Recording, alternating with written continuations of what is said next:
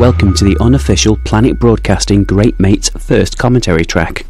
For our first commentary, we have decided to tackle the cinematic masterpiece Justice League. To get this commentary in sync with your copy of the film, I'm going to say now, when the Access logo blinks out and goes black.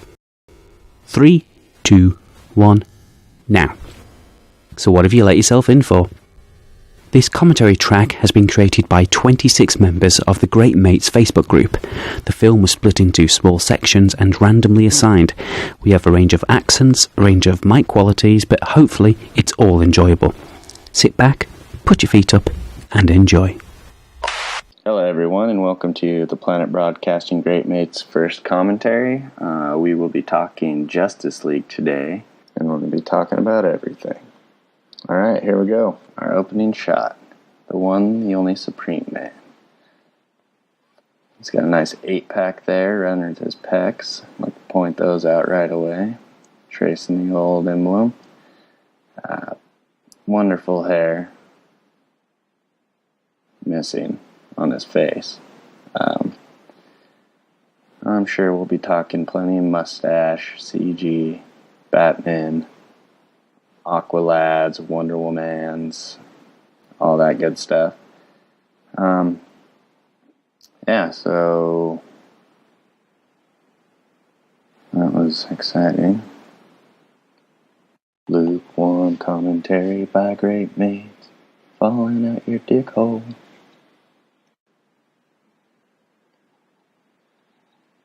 Alright, so here's our first look at Gotham City and Justice League. Looks pretty good, it's fitting.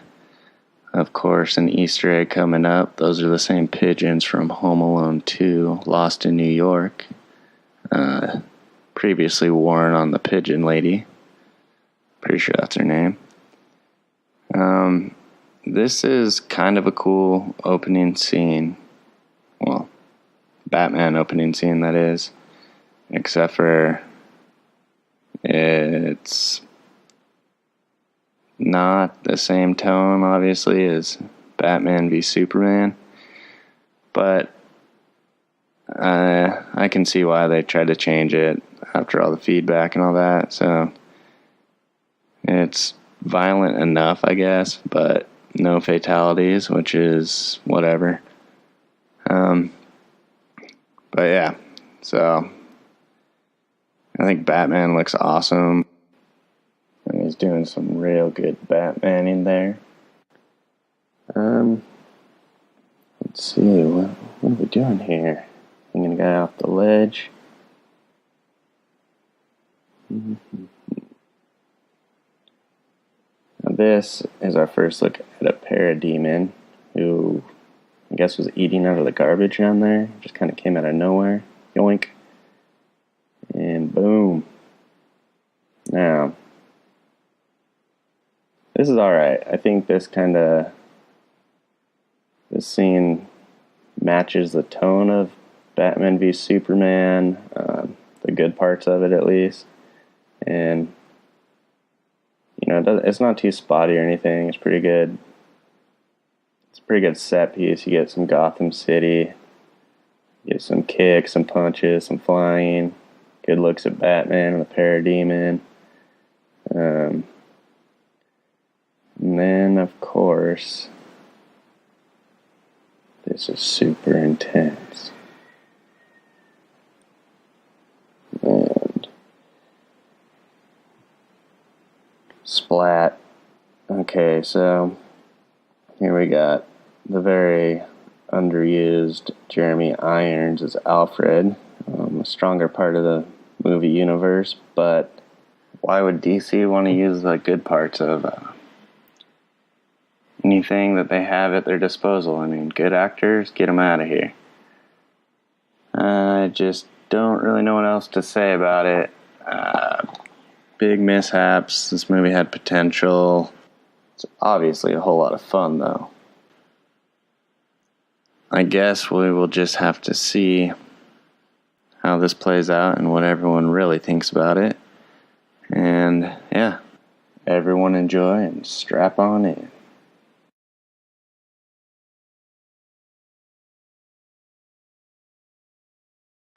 Flag. Hi, this is Dan from the 10 for 10 podcast, and we're looking at Justice League. Firstly, it did not take Bane to break Ben Affleck's Batman. This movie sure as hell did it on its own. Henry Cavill? Spoilers. Okay. Would anybody like to tell me why Lois Lane is billed before the entire rest of the Justice League? One redeeming quality of this movie is that Ezra Miller had to grow out his dumb haircut from Fantastic Beasts as well. And I've always wondered, would people really care this long after Superman died? It's like months afterwards. No one cares that long. Diane Lane, Martha! Here we see Amy Adams visiting the memorial for the entire DCEU. J.K. Simmons and Kieran Hines, awesome actors, completely wasted. And again, we see Amy Adams staying up all night trying to figure out how to redeem her entire career after this goddamn franchise. I wonder if Jonathan Kent would have gruesomely died for that dog too. I would have. Okay, now the best thing about Justice League is definitely the... So we're here at the commentary for this movie, and we have, looks like the Kent farm being sold. You think having Bruce Wayne as one of your friends, you'd be able to save your family farm, but it doesn't look like the case. And get this looking at Metropolis and how it looks like everything is going down the drain, wondering where Superman went. Do they return back to their planet? And now we got some racism going on. It looks like it's commentary, like all type of aliens are getting attacked here. You have some white guys attacking, looks like a Muslim's family's thing, and it's I don't understand really. Is they're trying to put the context that the movie is all about racism? I don't know, or what happens when you lose hope. I think that's more like it. And we have this forlorn-looking homeless man who has a sign that says, I tried. I'm not sure what he tried. Did he try to save Superman? I don't know. It's a little questionable. Now we're over in England. And you see the black Superman thing, maybe foreshadowing that Superman will show up in the black suit, which would be hopeful. We have a nice aerial view of London here, and then we have these two white moving vans, you say, pull up, seeming to a interesting thing. This seems to be the scene from the trailer, and now we have this gentleman. Can't remember his name, but he's in most movies, and guys coming out with guns. Now, if I'm there, like guys come out with guns, I'm going to be questionable. But hey, it's just me. Now we have people being shot just willy-nilly. No one's questioning. One gun has no silencer on it. It has the sound of a silencer. So people are screaming. They've heard the gunshots. They're worried. You're getting this nice view, but you're not seeing anything. Someone just randomly threw paper in the air. I don't understand that. Here we go. Kids against the wall and that. Oh, the briefcase is down. People are wondering what's going on. The police response is amazing, and there's a sniper shot that isn't taken. Now we have Lady Justice being shown here. And I guess it's kind of like Wonder Woman is Lady Justice. We're hearing the music of Lady Justice, Wonder Woman right now. And she looks concerned on her face. Guards just willy-nilly around. Gets pulled up by the lasso of truth. And she's asking questions. And the guys, we have to know what the lasso does, even though we've seen Wonder Woman here. They're answering questions, and now they're questioning. Apparently there's a countdown that's already begun. We're not sure what's going on. It's confusing a bit, and apparently everyone's going to die. There's going to be an explosion. You've got to wonder why that's the moment in which they start screaming. What exactly did they think was going to be in the briefcase, considering he's just pointed a gun at them, shot some people? Did they think it was maybe the WWE Money in the Bank contract? Don't know. Seems a bit of an odd thing to do. So we know from the initial trailers that this scene was originally going to be a very different scene. It was going to have an explosion, presumably people dying. They've changed it to something very different for the final film, and to be honest, it doesn't really serve any narrative purpose, this scene. It's just an excuse to show what Wonder Woman can do, which For people who didn't watch the Wonder Woman film, maybe that's important, but it'd be nice to have some sort of consequences from this scene. If you compare it to, say, the scene in Lagos in Civil War, that scene, you get the demonstration of everybody's powers, but you also get the incident that kicks off the rest of the movie effectively, whereas this is just a bit of an action scene, really.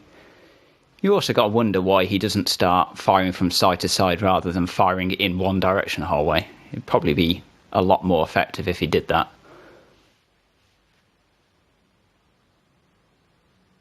I'm a believer, I couldn't leave her if I tried. Now you've got to wonder, with all of the vehicles that Bruce Wayne has available to him, is a horse really the best way to get to this place?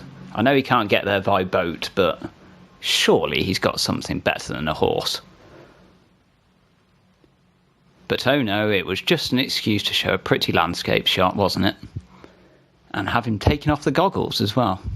You can tell that this part of the film was very much Zack Snyder, not only from the fact that there are quite a few bits from this in the very first trailer that we got 18 months before the film came out, but also just from the dialogue, the look of those landscape shots. Everything is screaming Snyder in this particular scene.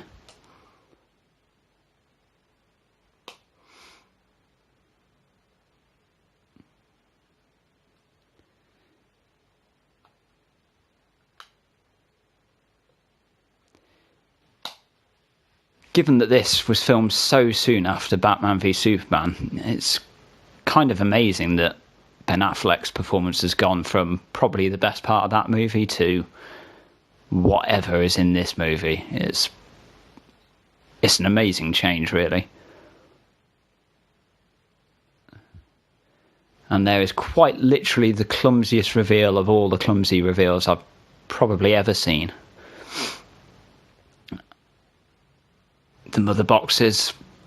I watched this film, I'm still none the wiser as to what the mother boxes actually do, what they are. And that's probably because I don't really care.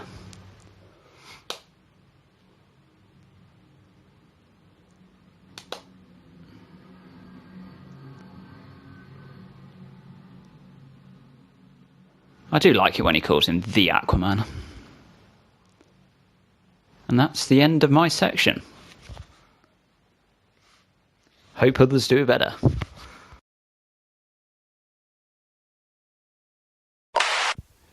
Ooh, let me get this straight. I can just hear the exposition train coming. Choo-choo, choo-choo. Oh, fight. Foreshadowing. I'm not really sure he digged into his business. He kind of showed up and asked for you.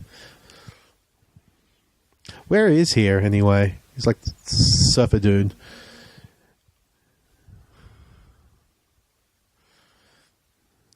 And for the ladies. And the men who probably want to go to the gym now. And to prove how much of a man Jason Momoa is, he's not even going to flinch a little going into that ice-cold water. Oh, Superman reference. I wonder if he's going to be in the movie. What are these two people in the background doing? Waiting for a CG reshoot, I wonder. Oh, there it is. Ah, good for them. Oh, no reaction, though. Oh, geez, he just told everyone he's Batman. Uh-oh, this could be trouble for Batman. I don't think he heard you.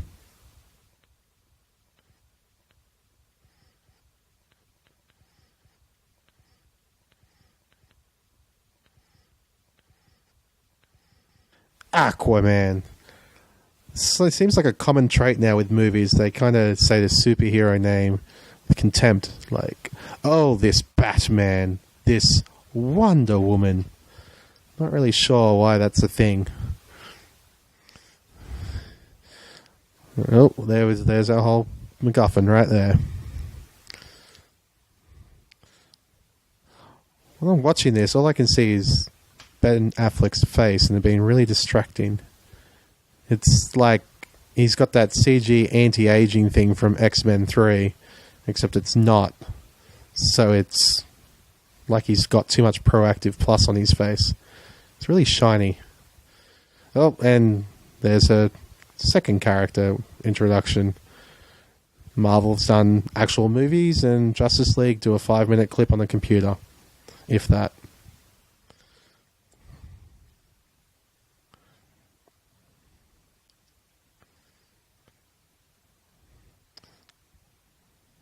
Look at his face. Very shiny. Oh, look at that.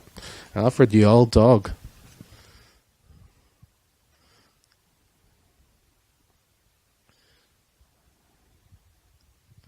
So the guy's got a genius IQ, but they only can give him a football scholarship.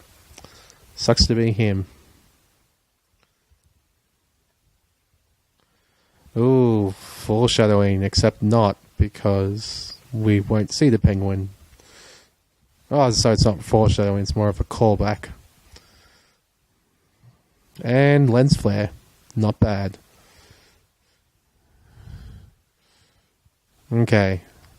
So my main gripe with this movie, or not this movie, this scene, why has he got the felt tip marker for signing when there's a pen right there? Who does that? But of course, you need it for this scene. Okay, so Zack Snyder gets a lot of crap for how the movie is, but I must admit that the Flash special effect there is kind of cool.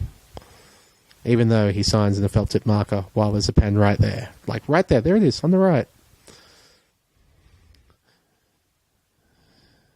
And a quip. Oh, wait, touch your face. Touch your face. There it is. Okay, we have Barry Allen here visiting his father in prison, Henry Allen. You obviously know that because you're watching the film with me at the same time. Billy Crudup, actually, nice little bit of trivia for you. He auditioned to play Bruce Wayne Batman in Batman Begins before the role eventually went to Christian Bale. I thought that was quite interesting. I decided to look up a bit of trivia for this movie, and I thought that was quite fun. I love Billy Crudup, and I love Ezra Miller. Sorry, they're really good in this scene. It's very, very emotional. I think Billy Crudup should have got a lot more in this movie than what he did. So it's nice just to watch this scene, and the way they bounce off each other is really, really interesting. Obviously telling Barry Allen he's the best of the best, not knowing that he's the Flash. If only he knew, that would be the first thing I'd do, is say to him, well, get me out of prison then. If you can run that fast, then get me out. I think that would be weird in this kind of universe. Well, that's just my thoughts. He looks upset there. Poor Barry. The Crash Kryptonian ship is still there. I'm wondering how long that's going to be there for. And here we have Silas Stone doing his research. Another interesting little fact that I looked up, Joe Morton, who plays Silas Stone, he was Miles Dyson in Terminator 2.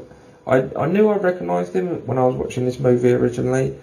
I just couldn't quite place it. So I'm glad I looked up that piece of trivia. And it's also interesting that in Terminator 2 he's in charge of the kind of cyborg-esque robotics firm, which is again quite interesting because he is the father to Cyborg, who we are seeing here properly for the first time. This is another great scene between father and son. It's really interesting to see these two actors actually bouncing off each other, Ray Fisher and Joe Morton. They do really well as their characters, and I think they're great, and it humanises the character of Cyborg, because that's good. That's really good when you see his reflection there. No, it just humanises Cyborg a little bit, which is really, really interesting. I like it because he's obviously going through some turmoil, as you can see just by some of the things that he says. He refers to himself as a monster, kind of. And then, oh my god, that reveal, that is great. That's one of the great things about the way they reveal these characters. This film got a lot wrong, but things like this they got right, and that is perfect. It's great. It just really sends shivers up your spine and makes you just, get really sucked into this movie, into these characters. And I think the design's really good as well. There's the Terminator 2 hand I was referring to earlier. It's just enough. It could possibly be a nice little nod.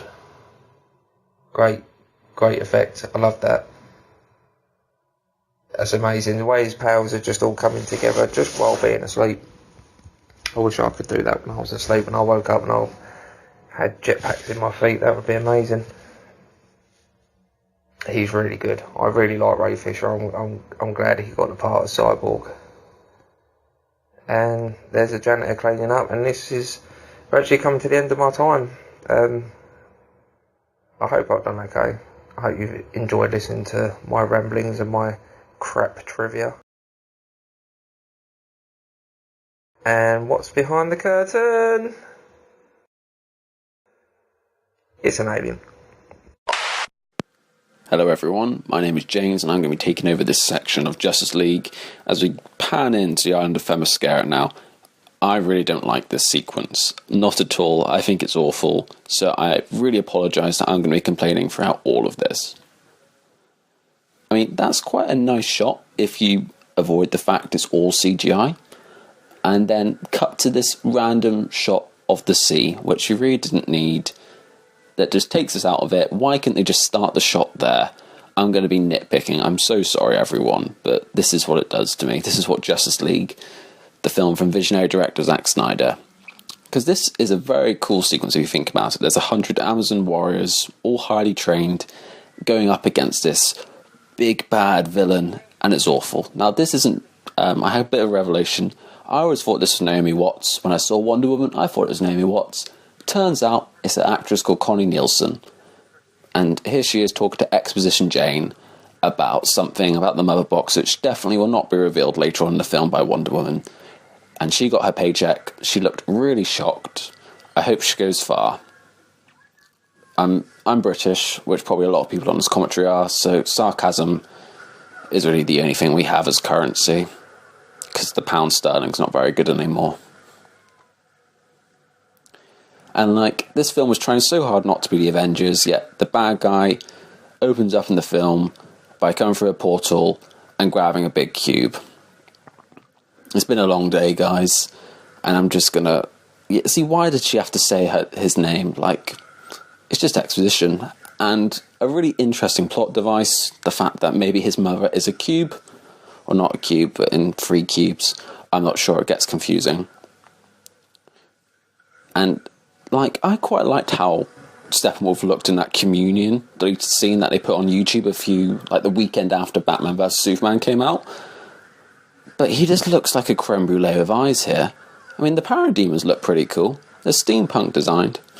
And this whole action sequence just reminds me of a toddler putting his fingers in lots of different colours of paint and just smearing them on a blank canvas. It's just grey and gold and beige. What's she doing? She's just standing there for rest.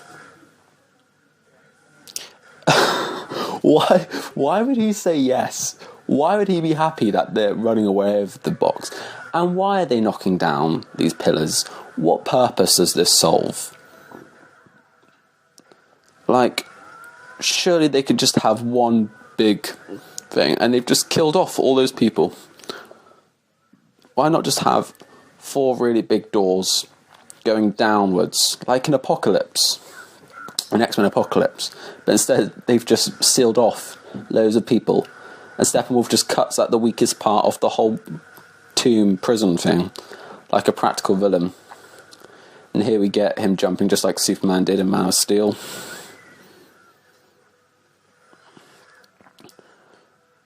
This whole sequence should have been amazing, really, shouldn't it? It's just annoying. This whole film was just destroyed in the edit bay. I mean, the mother box, the way it's shifting, looks quite cool, I guess. And that's another of our cool slides that they do in the film. It's literally a game of like pass the parcel, really, isn't it, that they're playing?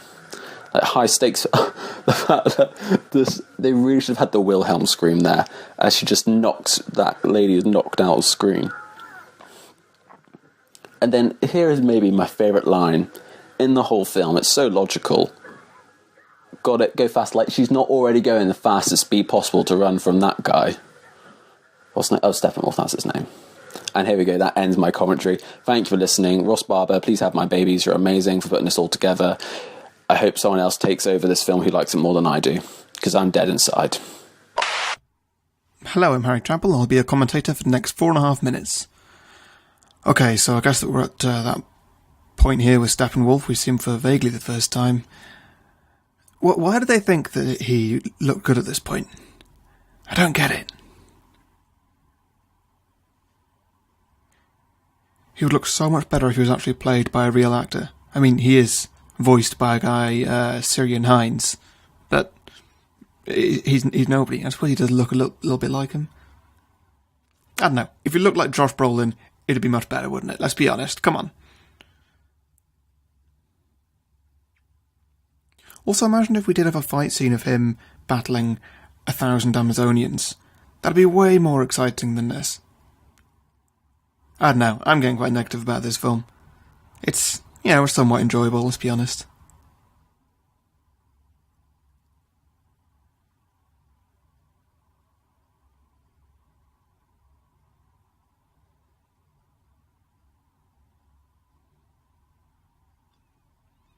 Okay, now I've always wondered at this point, why is it that they just light a fire just to let Wonder Woman know that, oh, troubles are brewing, when any of them could leave the island and go and help? They've got an entire army, but yet they're just asking Diana to do it all by herself.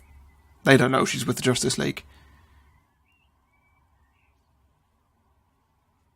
If armies have fought him before, and pretty much just got away with it, why are they just leaving it for one person to do? Send the whole army.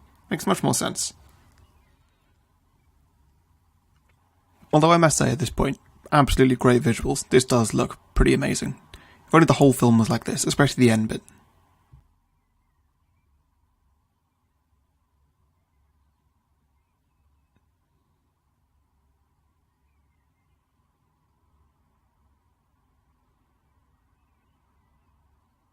How did this make breaking news? Although I guess, plot has to happen. I'll let it pass.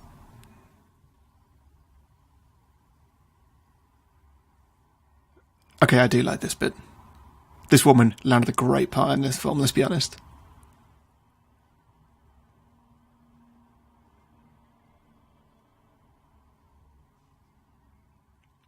My favourite bit about her is now she's still muted. Sorry, she's still blurred out. What's she saying? She must be absolutely losing it. I love it.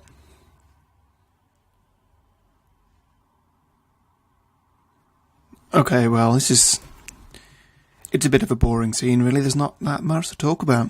I guess there's...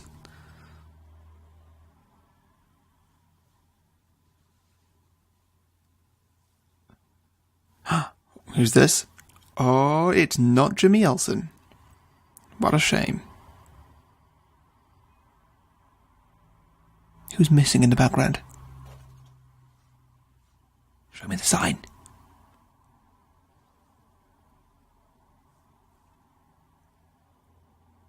Come on, yeah, that's Jimmy Olsen. It should be, shouldn't it? Well, now they've got an evacuation plan there, as though, what if aliens attack the city again and knock over all the skyscrapers? What do you do? It's good to know.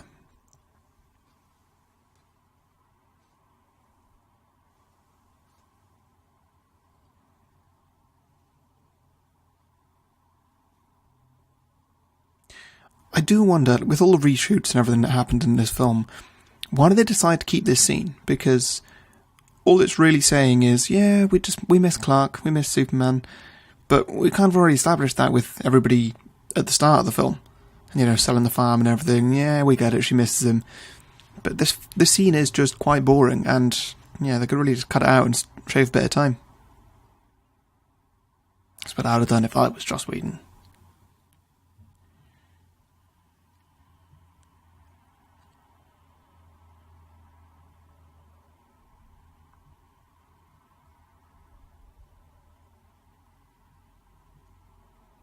She was better in Batman v Superman. Alright, that's the end of the scene. Thanks for listening. On to the next guy.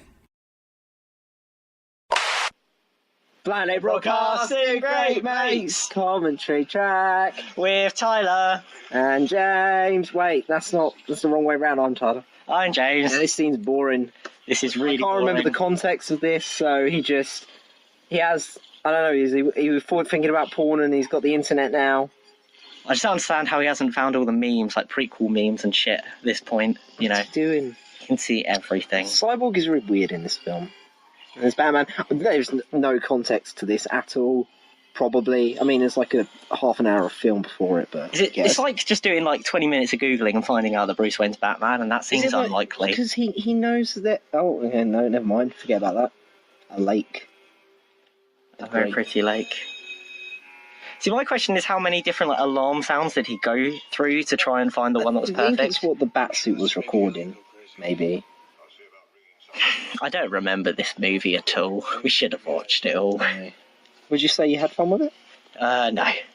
Yeah, that does not look realistic, that ship. What? Such a weird looking ship.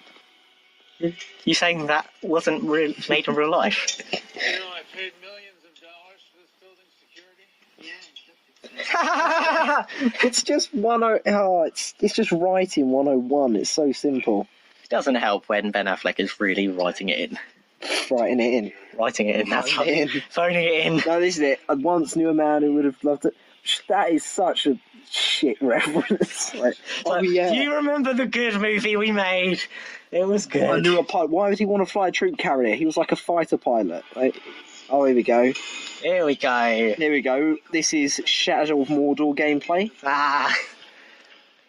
Big Lived only to conquer. boss. Yay. This is... I don't get what the parademons are. Nightmare creatures who feed on fear, Tyler. It looks like they did on Dawn of Justice. Yeah, here he really sounds like he's phoning it in right here, or writing it in. Maybe he wrote it. What are these boxes? Yeah, he just has no effort. She seems like she gives a shit. Because she still does at this point, really. She had a good movie. She's doing great. Oh, it's just weapons, some kind of... They are power. Flame. The Tesseract then. LAME. No, it's not the Tesseract. There are 3 of them, Tyler. Okay. What if there were 6 of them and they were different colours? Here we go. Primal Hellscape of Steppenwolf's Hope. I'm sorry. Use your word. Just say Apocalypse. Just say his birth word Apocalypse. It'd be a nice little reference, you know? I'm presuming that's what his birth word is. It's Apocalypse, isn't it? Is it? Why did the Atlanteans just like get off a boat or something? Where's the water? Why aren't they using the water in this scene? Just make a big old tidal wave or something. The big jump is Wonder Woman. That's Wonder Woman's one, I guess. Oh, there he is. Green Lantern, yeah, the one. That's a good. It's the only good Green Lantern. I don't know what god that's supposed to be. Oh, he's dead. Off goes the ring. Look, that looks like a good Green Lantern. Like the design's nice. Too bad we won't ever get a good movie. Yeah, that's Zeus. Yes. Not Shazam. Could be Shazam. There's a big axe. I'm guessing that's another god. Who's that meant to be? I don't know gods. Neither do I. Where's that lightning coming from? Are they pulling him back with lightning? Why? Hold me back! Hold me back! Let me at him! Let me at him! Oh. Yeah, but if it could just like be hit by lightning and then break them apart, then why didn't they do something like that in the end thing? Cover the earth. So why did Cyborg have to hack it all? Why was he hacking them? This is lame. Yeah, let's make this massive guarded place in Amazon. Put them underwater. Yeah, that's going well. And then trust it with the humans. Bury it with the pigeons. About 3 meters deep, and hope for the best. That crown's too much. I'm pretty sure no one ever had a crown like that. Wait, is this Transformers, the new one? The Dark Knight? Like, the Dark Knight? You're going to get triggered if you talk about Transformers. It's at this point when we first watched this scene, just to make sure what we were doing, that I questioned if we were nearly done, and it was only halfway through. This is painful. Yeah, thanks for giving us a double length one, guys. You got to listen to us for another 4 minutes. Lame. Days. Rude. He is rude. Let him finish. Let his phony acting finish. Nice. His written acting finish. Got him. Like, almost like you would go after gems. Where's he? Something tells me he might know who you are now, because he went looking for porn and found Bruce Wayne. Yeah, he did a Maybe Google he's into search. that stuff. Maybe Bruce Wayne's a furry. Nice. Or leathery, I guess. Oh, wait, who's that? There's no way them two would have noticed him.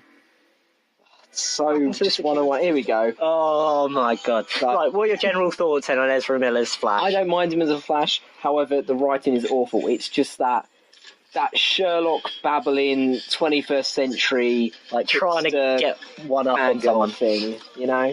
I like Ezra Miller, but I not like in this his role. bowl haircut in Barry Spotter. Barry Allen should be cocky. Yeah, he's quippy. He's the Joss Whedon character. That's Why what is he watching K-pop? Like, don't get me wrong, you know, K-pop's great, but he is the Joss Whedon character, but trying to be the Joss Whedon character, isn't it? oh, they don't. None of the jokes land. They just don't. It's not funny. Right, there is one coming up that is a little bit funny, alright? And I might even giggle. Then I have a point. But why shut Here up. it is, Gorilla God reference. Gorilla Sign Language. Oh, that isn't the funny Caesar. bit, right? Right, this bit does make me giggle.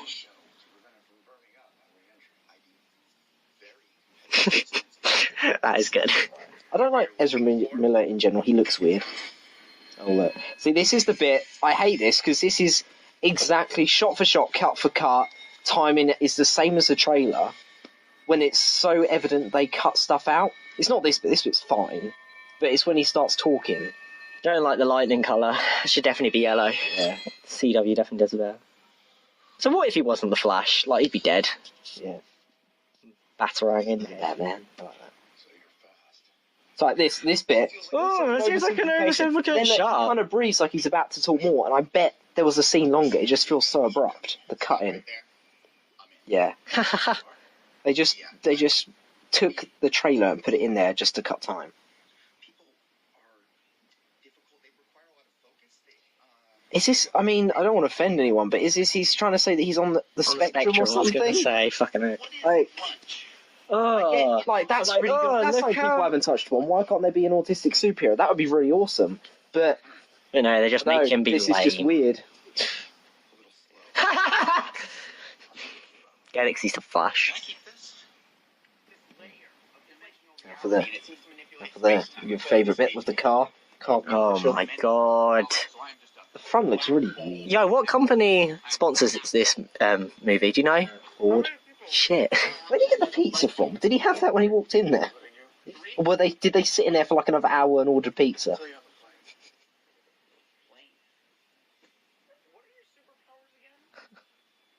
Okay, that's a funny joke. I like that. Yeah. It was spoiled by the trailer. Oh, wow, look at that Ooh. startup sequence. I'm gonna go buy a Mercedes. Yeah, well, that's us done. Bye. We get to watch the same BBS stuff here. Mm-hmm.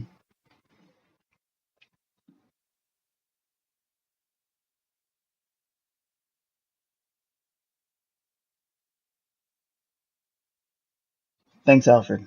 Good heads up.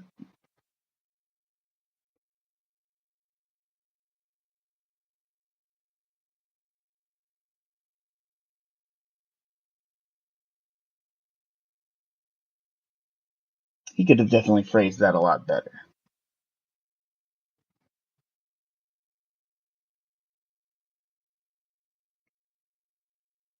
It's super weird that he doesn't actually get an answer to why Bruce Wayne's looking for him, but he still is like, yes, I'll meet up with you.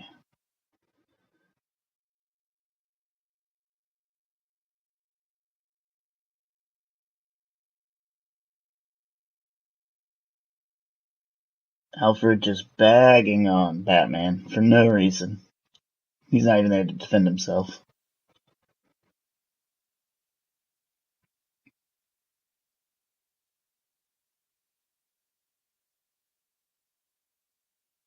Here we get this good cityscape that you'll never see in full definition ever again. It's fantastic that they bought this block of space for filming, and then they're just going to use it for some pictures and some green screen background starting now.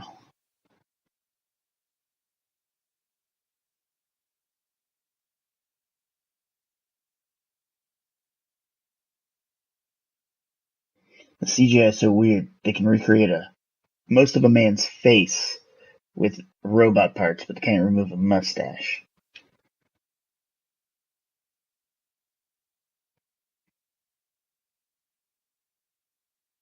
Yeah, some gifts are like that. I'm looking at you, 3-month free pass at Movie Pass.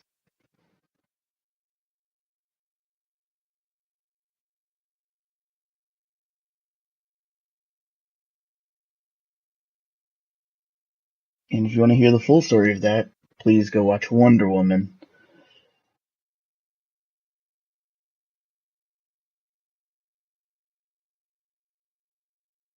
So is that what she's doing?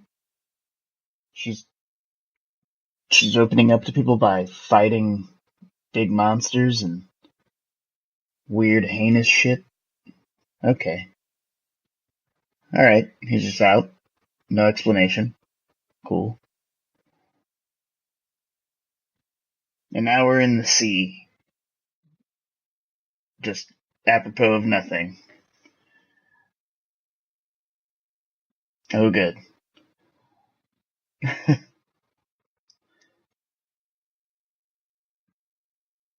This poor bastard's gonna have so much PTSD, he's not gonna understand what happens to him now.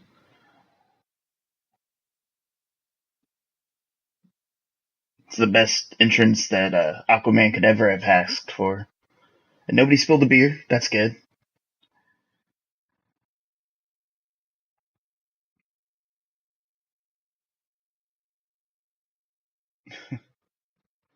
Is this green stuff ever explained? I don't remember.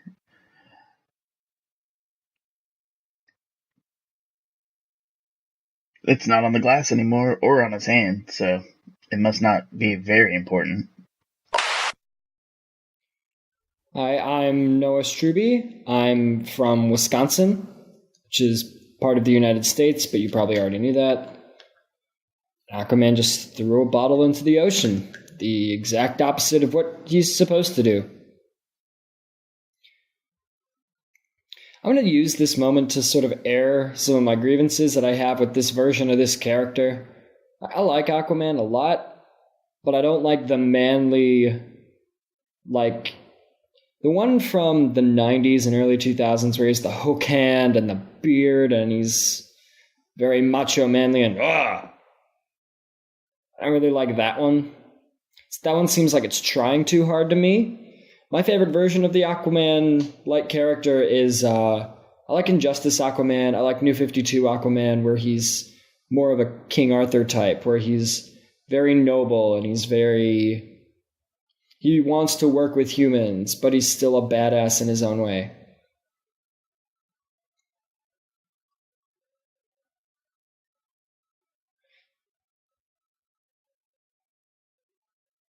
See, I question why Aquaman would do any good here, because he's untrained, he's not wearing any armor, he doesn't have any Mera-like powers.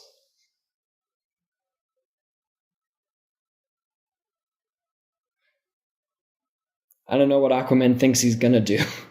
All he has on him is he's big. He's big, but he also has no screen presence. Oh...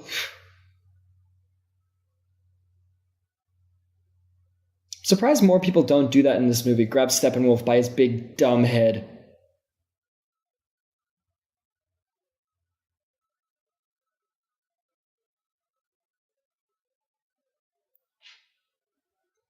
I recently saw Avengers Infinity War, and it's like shocking how good of a villain Thanos is, especially compared to this guy, who has the worst face of any villain I've ever seen.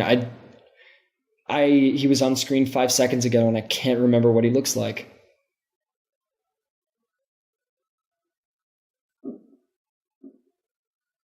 This is writing.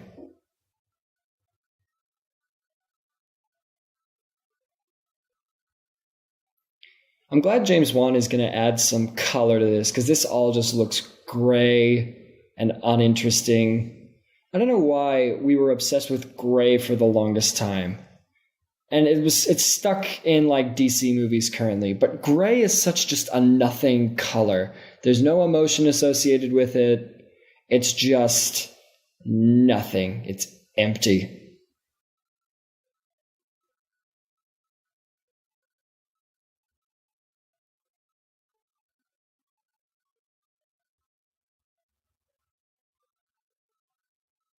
Why don't you do it then?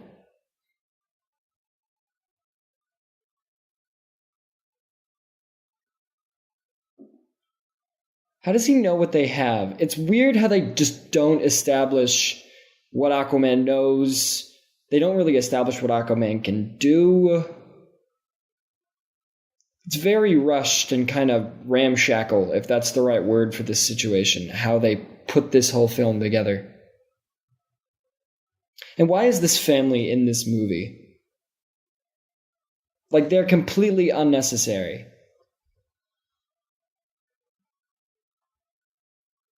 People keep saying it's a Joss Whedon inclusion, but he didn't put a random... oh, wait, now that I think about it. He put that one girl in the first Avengers film.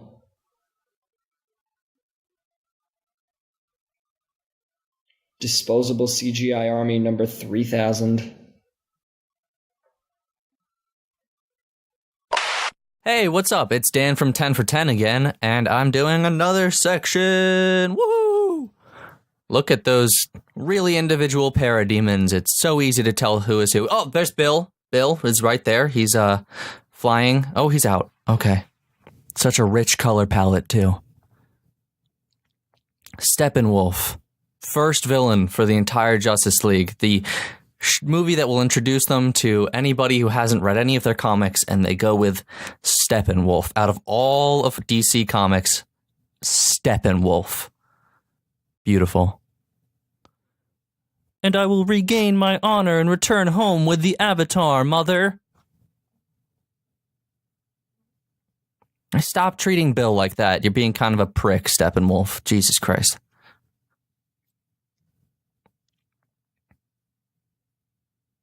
For the Unity. Yeah, Darkseid would have been much better villain choice. Or even they could have saved Doomsday for this one, or made Lex Luthor better, so he would have been a threatening foe. Or even have them go up against the Suicide Squad or something cool like that. I don't know. Oh, there's Pete. I can tell by his glowing eyes and chest and wings. Best part of this movie is this guy.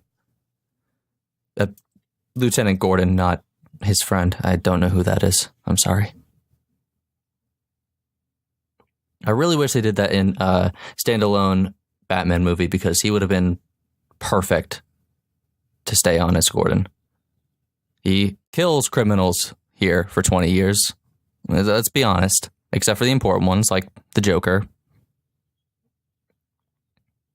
Yeah, he definitely did.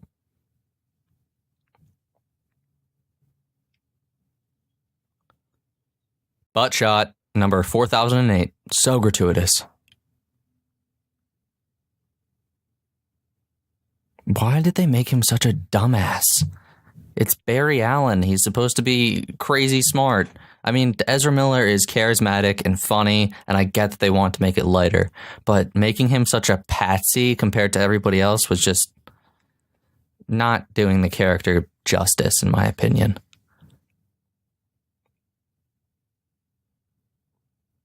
Oh no, his dad's gone. And he's like, the fuck is that? It's not my signal. It's not the cyborg signal. I gave them one. audio cues from the Batman 89. I'm liking it. I really wish they did more of that if they were going to do this. Oh, awkward jump. And it's coming. It's coming soon. It's so uncomfortable looking. Ugh.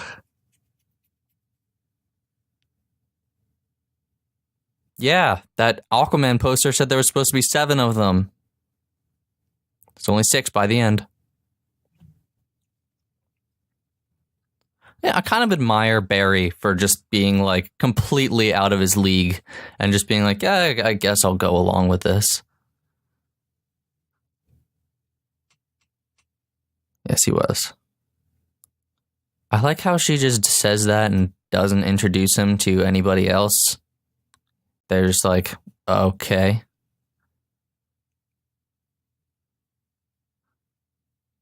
Ooh. The 2 cities. So weird that they decided to do that. I know in some comics it is like that, but it is a strange choice. Now, this scene was in the trailers and it was funny, but I kind of wish it wasn't in the trailers and that I saw it for the first time in the movie theater because it would have been so much funnier. Well, thanks for listening to my portion. I've been Dan from 10 for 10. See you in the credits. Hey, everybody. I thought that I would do something a little bit different because I think I'm around the halfway mark, something like that. I know another half of this movie to go, you poor souls. Anyways, this is Batman's inner monologue. Swoosh. I'm Batman. I get to go first because I'm the cool guy. I don't even know where we are right now. Yeah, Alfred, I'm really not paying attention to you. I spent the whole ride over here just thinking about how sweet it would be when I dropped down from that ledge. Everybody said that they were fine with it. I know that they have a lot of respect for me. Wowzers. I'm gonna jump across this gap now first, too. Oh, dude. Jeez, you guys are killing me. Okay, watch me go now. Oh, wowzers.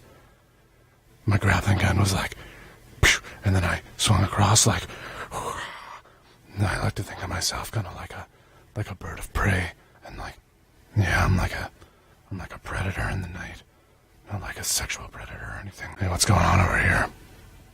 Is that the bad guy? What does he look like, Dobby the house elf?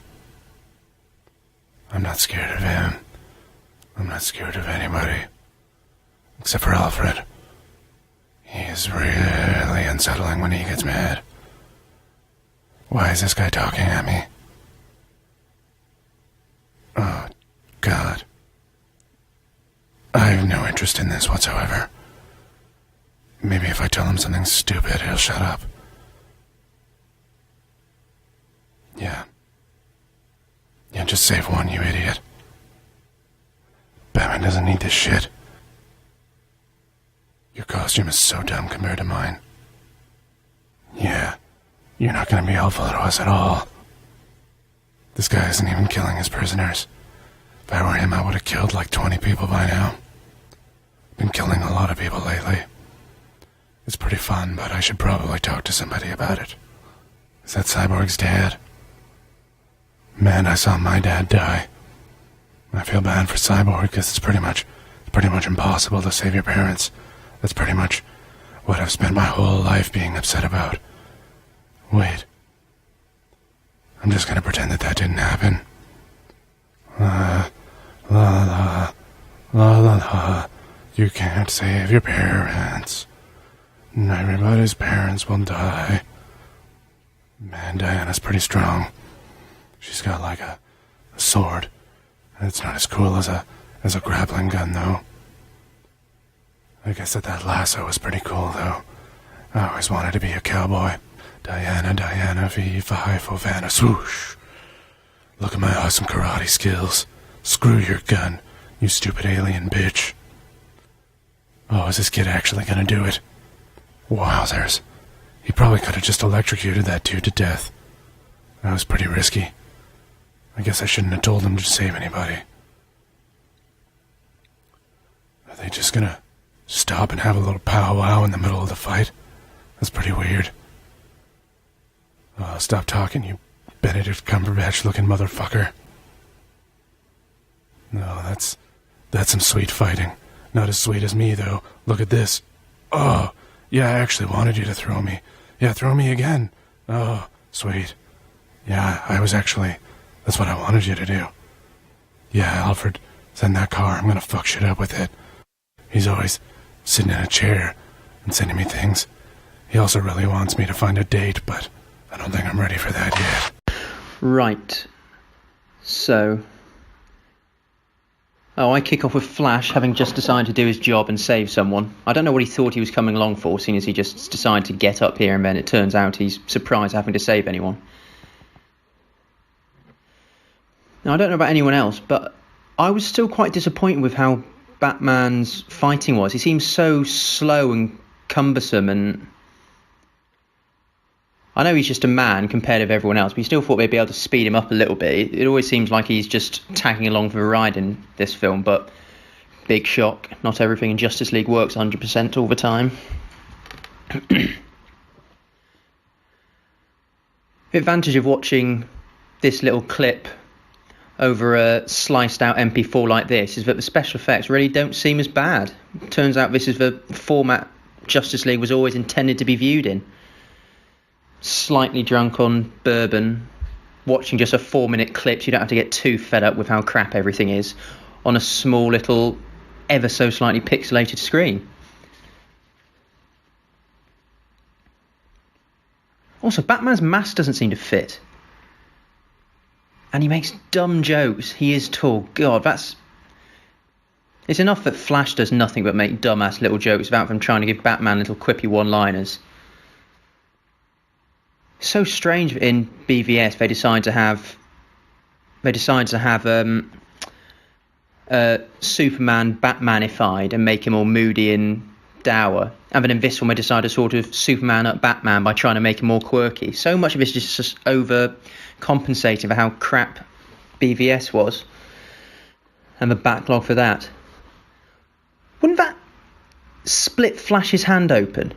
He did just touch that Themysciran blade right on the top. Oh, good. I've got a Flash fall. I've got the Flash pratfall just so I can tell the world from everyone else how dumb it is.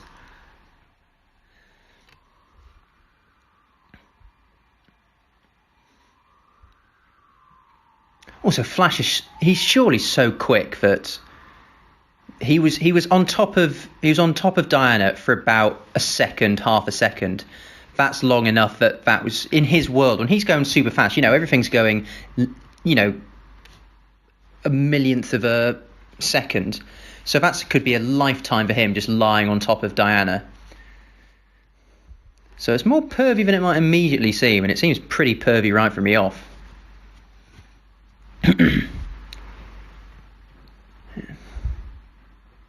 Never mind though, she seems pretty happy with it. She's so good at Miss Wonder Woman. It's such a shame all of this is going to go totally tits up and they're going to have to recast her because she nails it.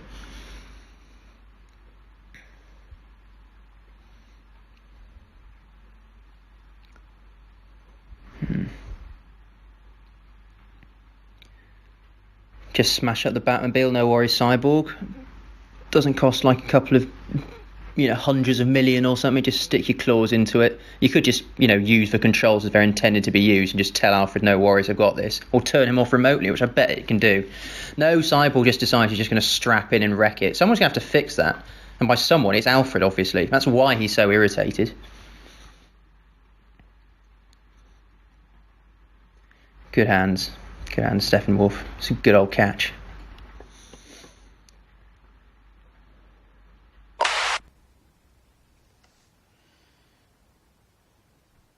So I would love to hear how this film, how much was changed, the story behind making this, what was added when, how they felt about it. It's clearly unfinished. That Steppenwolf effect we just saw looks like a bad PlayStation 2 game. The action suffers throughout, and also not just because of the effects, but because there's this uncertainty in how to use all the characters' powers. So Batman has a similar issue to the end of Batman v Superman, where he's just running around hiding using technology. The Flash gets some good moments, I guess. Wonder Woman's underused. Aquaman, I think this is the only time he uses his Aquaman powers, and it's not successful. Cyborg also, I'm not certain why he felt the need to get into this thing.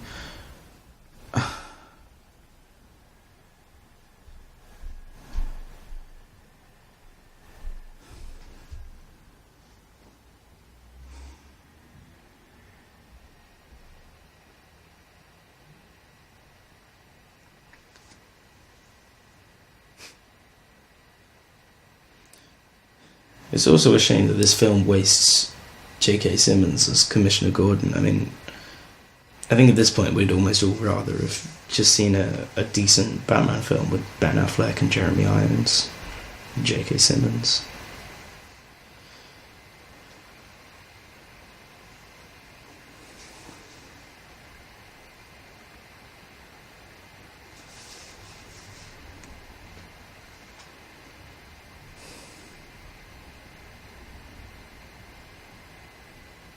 I also really dislike this. I get what they're trying to do. They're trying to kind of give us some eyes on the ground, give us some sort of human consequences for the battle, but I just don't buy it. It seems like weird scenes. It's weird to cut away to them here.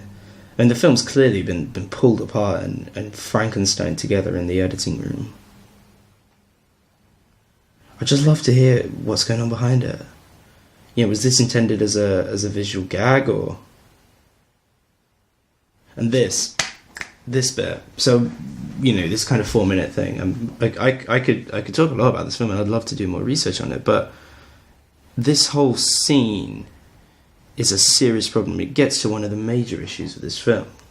First of all, Bruce Wayne out of character. If you watch, he's just needlessly a dick in this. He's not a good guy, and the main problem overall, though, is it builds up to this view of a Superman who never existed in this universe, and it retcons. That was a retcon line there, which I probably talked over. It retcons, you know, parts of Batman vs Superman, which was bad, but at least it was interestingly bad. It was so interesting and so purely, you know, bad in like an auteur way. But anyway, there's no indication before this that the revival is possible, and it's just, I mean, Bruce Wayne's just being a dick throughout this. As much as I enjoy its whole like, hey, you're a superpower, but I don't care. Like, I'm gonna mock you. I like that side of him a lot. I don't get it, and he just doesn't want to be there. Look at him.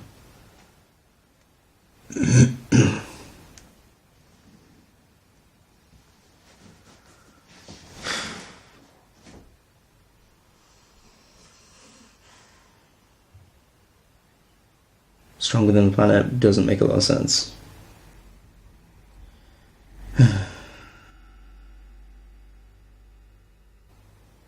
Okay. And welcome to the next Metal Gear Solid level. Very CG heavy here, just tyres and crates and just grey metal everywhere. It's very unpleasant. I feel like Ben Affleck's acting was very muted, especially in this scene, perhaps because it was a reshoot, and I feel like it's affecting Gal Gadot's performance. She's not a strong actor, but with a good director she can be, but here it's a very weak performance from both of them.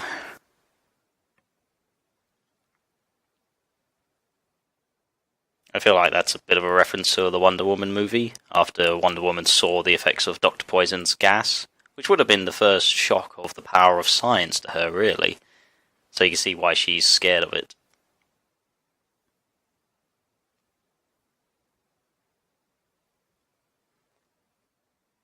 He kinda did. He did bring the kryptonite spear. You know, basically the only thing that could kill Superman. Jesus, all those sparks. Just a few crates and a ladder, and just one knock and suddenly sparks go flying everywhere. It just makes that exchange look rather melodramatic. I don't get why people were saying Henry Cavill's Superman wasn't a beacon of hope. Sure, he wasn't around for long, but he saved quite a few people. I feel like the writer of this thought this was good dialogue, but it just isn't. It doesn't make sense. How could she be an inspiration, yet he's never heard of her? That just doesn't make sense. Of all the people who would know the tale of Wonder Woman, Batman would know, for sure.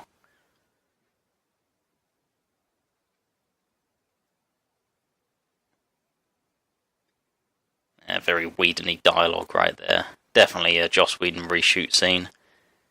I like Ezra Miller as the Flash, but I don't like the dialogue he's given for most of this movie, probably thanks to the Whedon reshoots. Oh, it's so quippy and witty. No, it's just annoying and boring. Otherwise, I think he makes a very relatable Flash. What numbers? He's only been Cyborg, what? I think he said a few months, and he still doesn't understand his capabilities, yet he's just running some numbers. Kinda hints at some history for Aquaman, but it's never going to be capitalized on. That line of, you lose something when you die. Maybe we'll see in the Aquaman movie, who knows? It's quite a vague line. Why does Batman have so many samurai things here? Is he a weeaboo? And the secret to Batman's strength? Cucumber water. Who'd have known? And what room is this? It's like an attic or something. Fancy wooden paneling. It's very nice, but it's not really the place where you fix up your batsuit.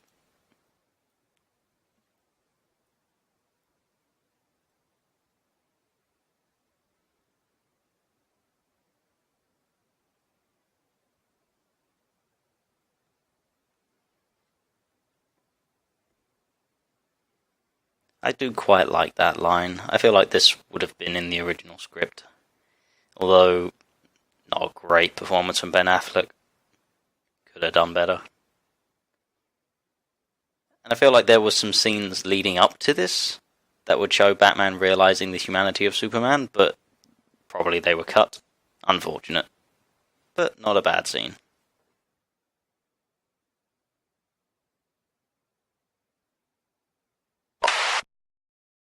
Hello everyone, I'm James. And I'm Thomas. We are from the Fantastic Fools podcast. We're very happy to be taking you through this next couple of minutes of Justice League, starting with this delightful grave digging scene. With the Flash and the most boring human being / robot to have ever existed. This is an okay scene. It doesn't need to be in the movie. They could just have Flash do the very quick digging, and they could just move on. Or they could just say that this happened off screen. And the reason this scene is in here, it's a funny scene. No, it's a funny scene. I mean, it's because not. the Flash he's an awkward, jittery kind of guy, and Cyborg is boring. Cyborg is, and he's just put the fist up for some knuckles, and it's absolutely rejected. Yeah, it's savage. Absolutely, it's the kind of thing that makes you wonder: is Cyborg even a good human being? If he can reject a fist bump that strongly, is Cyborg even a human being? I guess that's his character arc, to learn to fist bump. Yeah, well, does he fist bump? I don't know. I guess we'll find out later in the film. Surely Aquaman fist bumps. I dig it. He does dig it in many ways. And in many ways, they dig it in this scene. They dig the grave. Oh my God, he's so boring. Can you see how funny He's so boring. Look how funny the Flash is. He is being incredibly humorous, you're right. Man. Oh, they just hit the jackpot. Ooh, what are they going to find? Oh, wait, no, it was Superman, that's right. What did you think of this movie the first time you saw it? I thought it was myself to watch it again. I didn't hate it as much as you. I thought it was fine. Certainly not a good movie, but I wasn't sitting there hating it the whole time. Batman has no reason to be up here. And we see the van pulling up just at that point there. And we see Wonder Woman behind Batman, chilling out. She's also up there for no reason. Also, it's nighttime at the moment. Keep this in mind. Keep in mind that it is definitely 100% nighttime. Oh my God, so boring. During this scene. It's crucial information. Ezra Miller in his army uniform. He looks so cute. The Flash could just run past the guards. How would they stop him?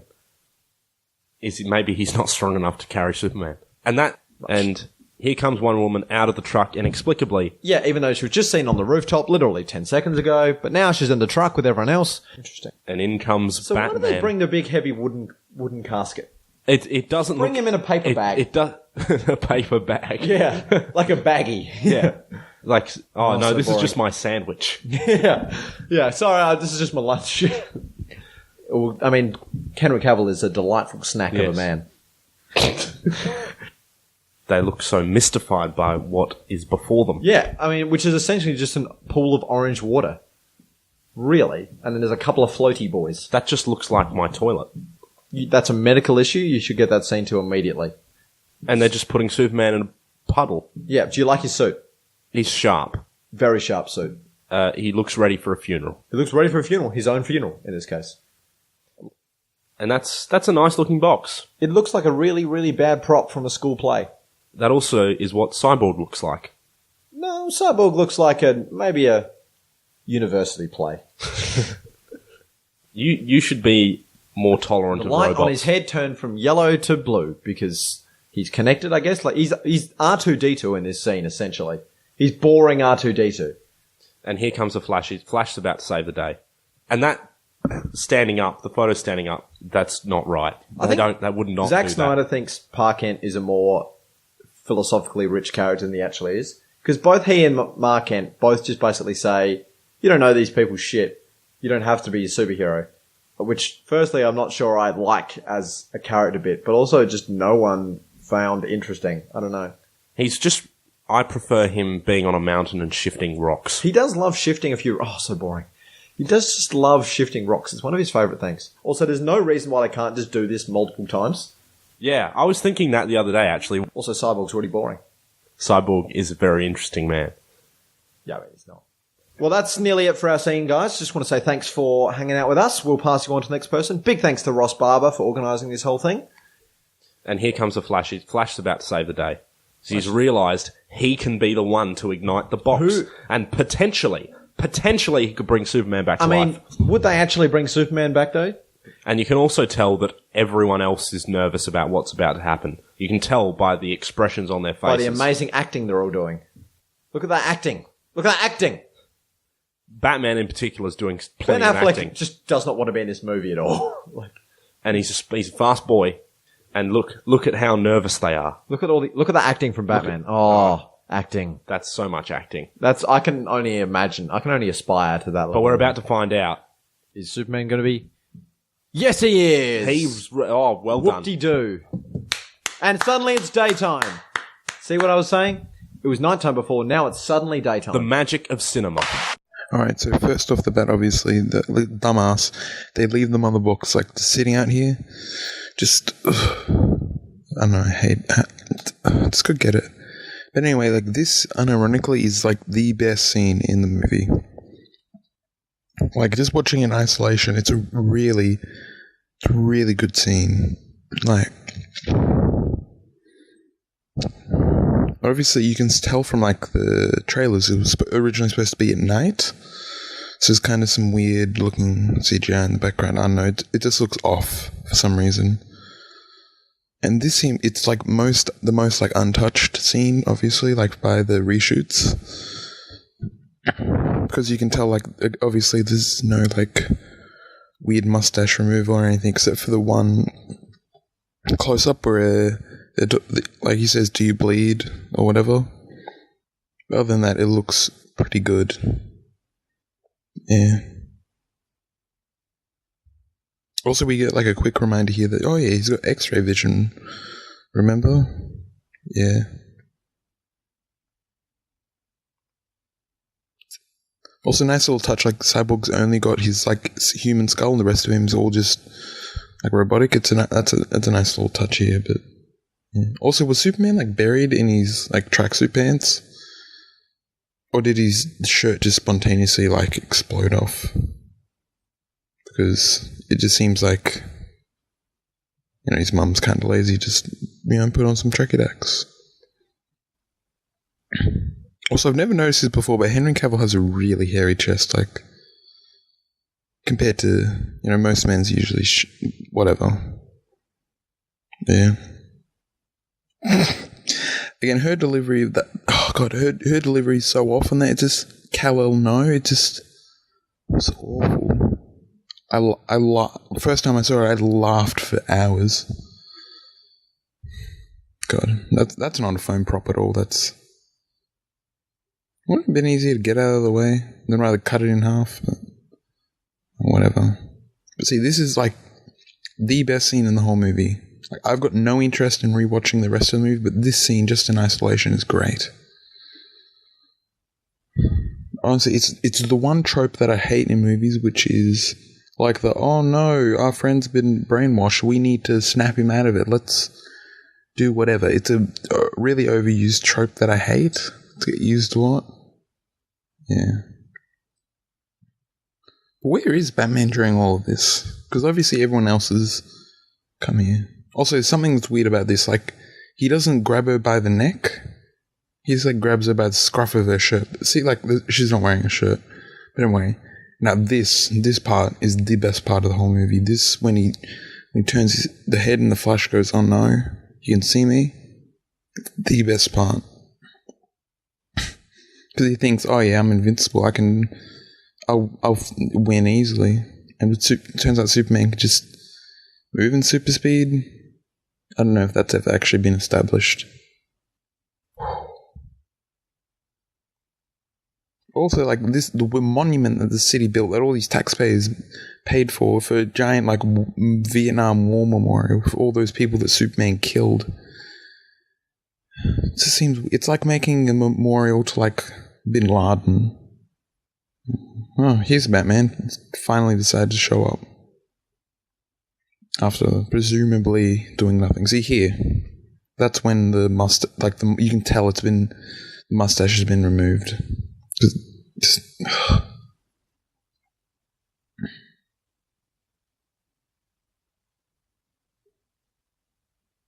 Gosh, I've never really been a fan of Wonder Woman. I haven't seen her movie, but it just seems uninteresting to me.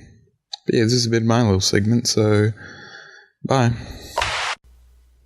And bitch slap. Oh man.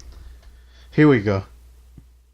You need these big guns, said Superman. Oh, I love that I got this clip because... Wait for it. There it is. That's the meme face. That's the screenshot. The famous lip screenshot. It doesn't look that bad here. Maybe it's my screen. Maybe... I didn't see this at the cinema. And I don't know how it looked. I hate that line. I really don't like how he delivered that line. I don't know why. I mean, Alfred just looks... It looked like Alfred was staring at her butt. I know it wasn't meant to be like that, but it kind of was like that. And he just throws the Batman around. Like, bye. But, I don't know. Then we don't see where he lands until later. He just exits the scene. It's weird. The editing in this movie is all over the place. It's not terrible. Suicide Squad was terrible. But it's weird. The editing in these movies are kind of weird. I don't know why. His hair is just perfect. And he was like dead. That's a dumb shot. I mean, it's a funny shot. That's why it's a dumb shot. That's even a dumber shot. And there he goes. But wait. What the fuck is going on over at the fucking mother box that they just threw off and didn't bother to look out for? And he just took it. Like it's nobody's business. And they back at the farm. It's a pretty shot. My cat is meowing right now. Kiss him, Lois. Kiss him on his CGI lips. He looks really muscular. And he stands like a duck. Actually, Amy Adams is kind of doing the duck stance right now. What the hell is happening with... He acts really weird in this whole part. Actually, in the whole movie, when at the end when he tries to be funny, it's kind of weird. Yeah, just throw things around. Yeah, don't do that. Have respect for property. You fucking water boy. He's alright. I don't know why. I don't know why I turned against him. He's a good boy. He's a good water boy. This scene, I bet this scene, it's a Joss Whedon reshoot. It's actually shot kind of like how Joss Whedon shoots. Like he puts people in different places in the room and then he goes all over the room, and it's an easy scene to shoot, obviously. And actually, Batman looks like he's not there. He's never with them, except for the first shots. So I don't know. Sorry, my cat keeps meowing. This scene is kind of awkward. I don't know why. I don't know. And then Cyborg is all brooding, but then he's gonna smile. It's kind of weird. Like, that's a Joss Whedon scene completely. Okay, so it's my turn to talk about this fairly fun film, as James would say. This bit confuses me. His powers seem kind of vague, like, can he talk to fish or not? He doesn't really answer it.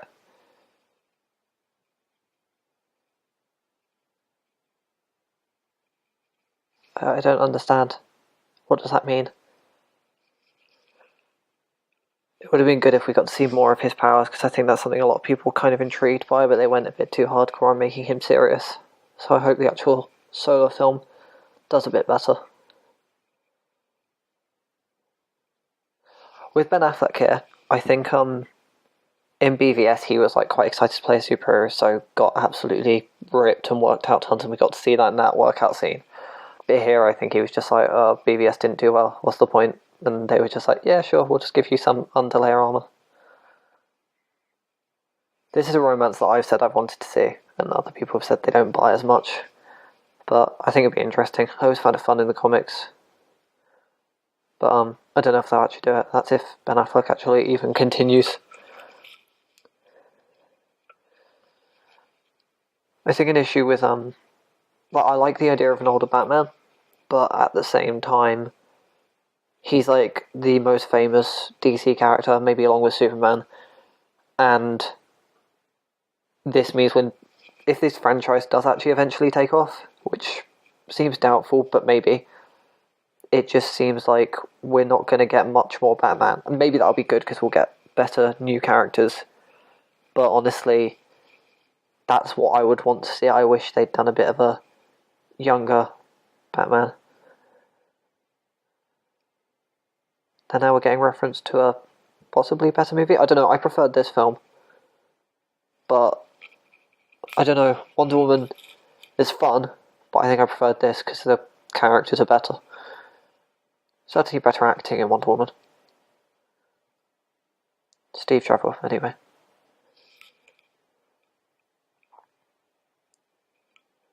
Yeah, I feel like they're trying to set up some sort of romance here.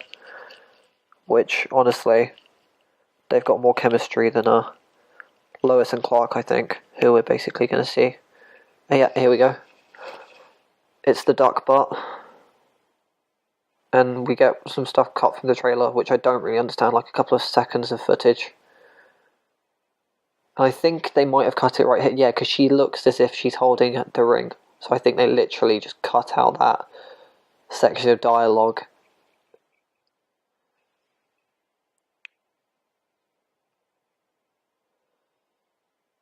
I think they completely changed how they were going to resurrect him. Because we saw the dirt rise, but obviously in this, he was dead and they brought him back. So yeah, maybe that was some of the stuff Joss Whedon changed, or maybe Zack Snyder just decided he wanted a little tease, even if it didn't make much sense.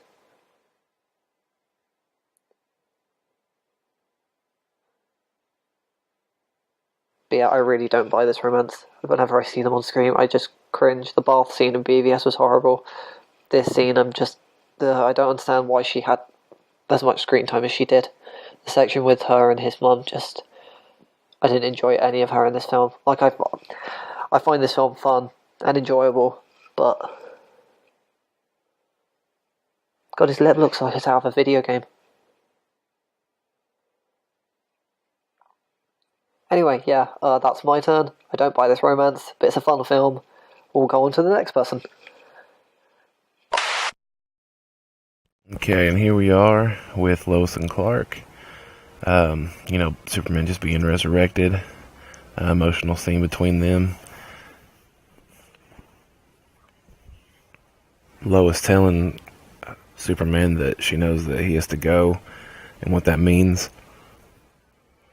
And I like that in this scene, after Clark's come back and he's over his death amnesia, realizing who he is and what he means for this planet, that he's his protector. I feel like this is the first time we see Clark kind of accepting the fact that, for lack of a better phrase, to steal from Spider-Man, that with great power comes great responsibility. That he knows exactly what that means for this planet. He's got to be there for it. Now, this scene touched me a lot. I was raised by a single mom, and seeing Martha's reaction to seeing her son after him being dead really touched me. It's a good emotional scene. I think it's a good grounding scene for this movie. Unfortunately, it's I consider it one of the few good scenes in the movie. This reaction right here. I mean, I can't even begin to imagine what that would feel like as a parent, as a father. And here we are in Steppenwolf. Steppenwolf unleashing the completed mother boxes. Going to bring them together to start terraforming the earth, all those parademons around. I just want to comment that the CGI in this movie really took me out of it. I really feel like that the CGI is pretty shoddy in this. Everything from, like we'll see in a second, Cyborg to even Steppenwolf here. The design of Steppenwolf's not even that great. He just looks like a big gray guy with a weird hat. I don't know. I don't understand. Like there's these spikes that come up out of the ground here, and then there's a tendril that comes out in a second. It looks right there. Looks pretty awful in my opinion.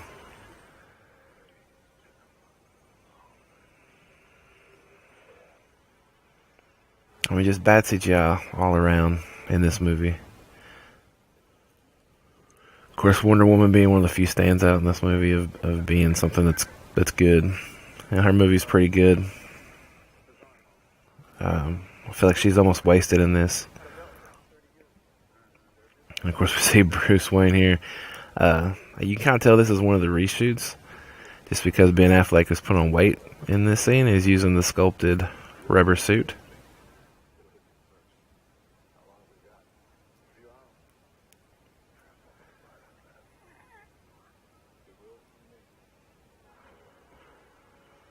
And then here we see the team coming up out of the lake. We see this, the boyish innocence of Barry Allen here. I like what they try to do with this character in this, that he's like you're into the group, to this, almost to this world. I just wish it would have been established a little bit better. Overall, I wish the movie was better in general, but I mean, you get what you get, unfortunately. I don't know. I hope they get another shot. I really do.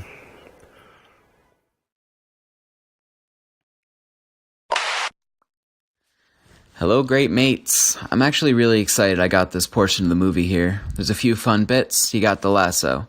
You got the Batmobile. More on that later.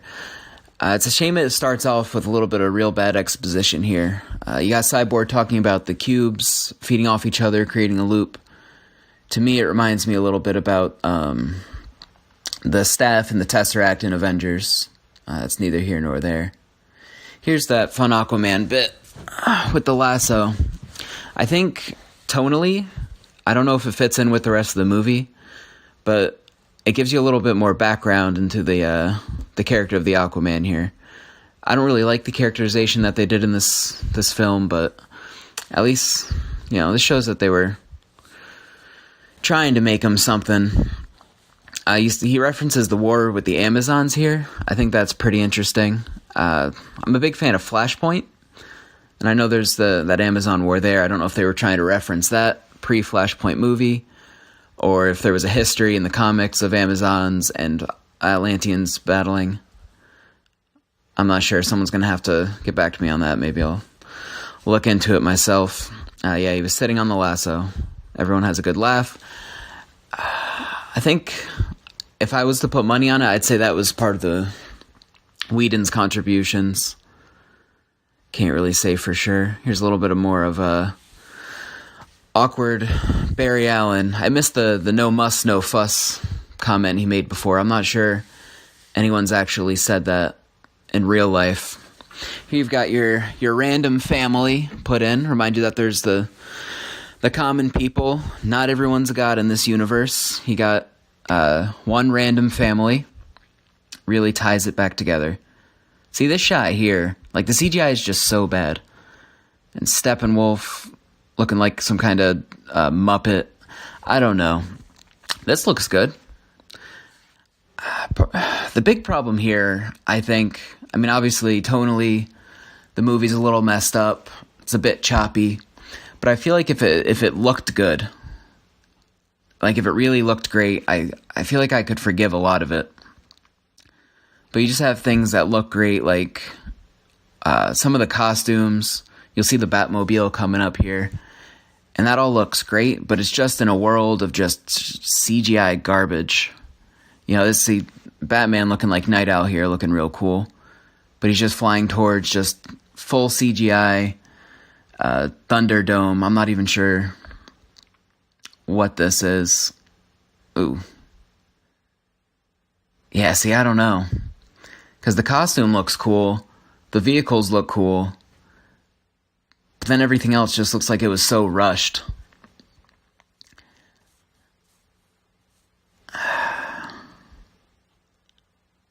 Yeah, I'm not sure about this dubstep stuff coming up either. You got purple tentacles. I know I'm doing a lot of just saying what I'm seeing here, but I'm just trying to take it all in. I feel like they just give you a lot to look at, but it's not great. And I never understood this parademon dubstep part. Like, it attracts them, they don't like it, they want to turn it off, but why? I don't think they ever get around to explaining that. Maybe I'm wrong. Here's something nice I can say about the film. I think the parademons themselves look pretty good. They look a little bit better than the Chitauri, in my opinion. And I think they made them a little bit stronger. I think they did that on intentionally. Like in one scene, you see Batman trying to fight them off. He's having trouble fighting even just one. In Avengers, you got Hawkeye, Black Widow taking just random shots, taking them out one by one. But it seems like a real struggle here. Okay, so this is the Russian family that was allegedly added by Joss Whedon after Zack Snyder was removed from the production.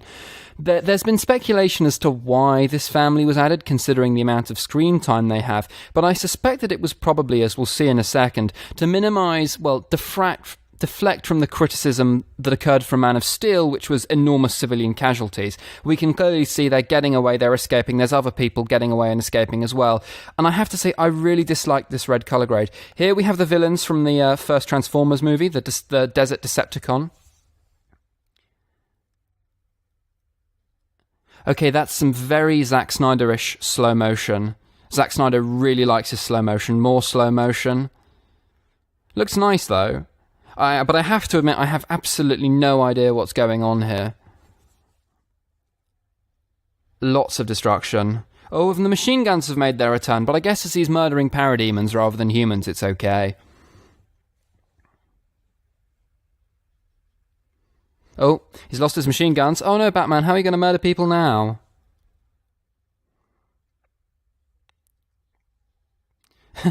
New convertible Batmobile. Oh, Wonder Woman there to the rescue.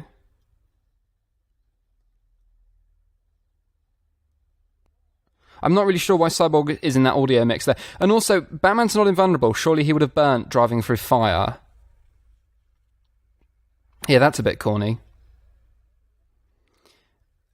One thing I've noticed is that the comedic relief, the verbal comedic relief, the banter in this film is not funny.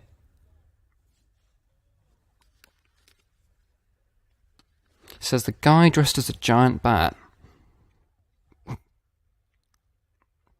Yeah, more frat boy Aquaman there.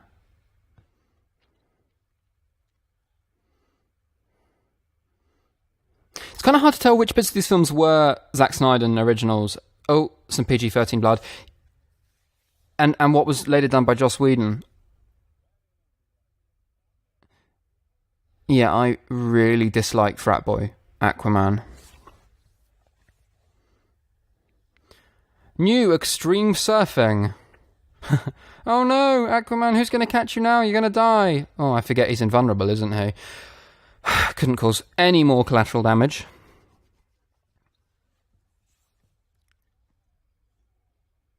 Oh, roly-poly Batmobile. Oh, and look, a bad ejector seat, as installed by Adam West. That's some weird first-person perspective.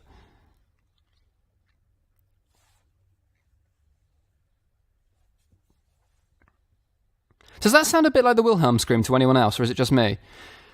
Steppenwolf, another grey hulking CGI monster. Because, of course, comic book movies can always use more grey hulking CGI monsters, and that is bad CGI.